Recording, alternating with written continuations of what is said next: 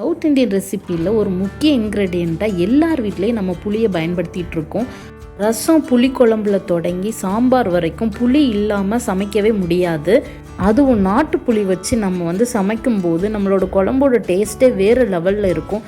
So இப்படி main இன்க்ரெடியண்ட்டாக use பண்ணுற அந்த புளியோட பெனிஃபிட்ஸ் என்னன்னு பார்க்கலாமா? புளியில் ஃபைபர் கண்டென்ட் இருக்கிறதுனால டைஜஷன் சிஸ்டத்துக்கு ரொம்பவே ஹெல்ப் பண்ணுது.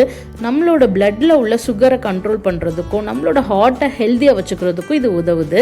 இல்லை ஆன்டி ஆக்சிடென்ட்ஸ் இருக்கிறதுனால நம்ம பாடியோட இம்யூன் சிஸ்டத்தை நல்லா பூஸ்டப் பண்ணுது. ஃப்ரீ ரேடிக்கல்ஸ்லேருந்து பாடியை பாதுகாக்குது.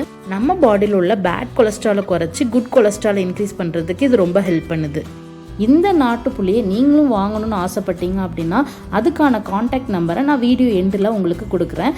அதுக்கு முன்னாடி இந்த புளியை எப்படி விற்பனை கொண்டு வராங்க அப்படிங்கிறத நான் சொல்கிறேன். ஃபர்ஸ்ட் என்னென்னா தோட்டத்தில் உள்ள எல்லா புளிய மரத்தில் இருந்து மொத்தமாக புளியை பறிச்சுக்கிடுவாங்க.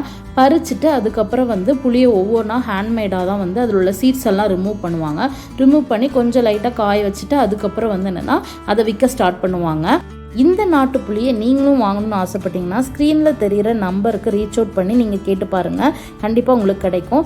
நானுமே வாங்கியிருக்கேன். ரொம்பவே நல்லா இருந்தது. குவாலிட்டியும் சரி குவான்டிட்டியும் சரி நல்லா இருந்தது.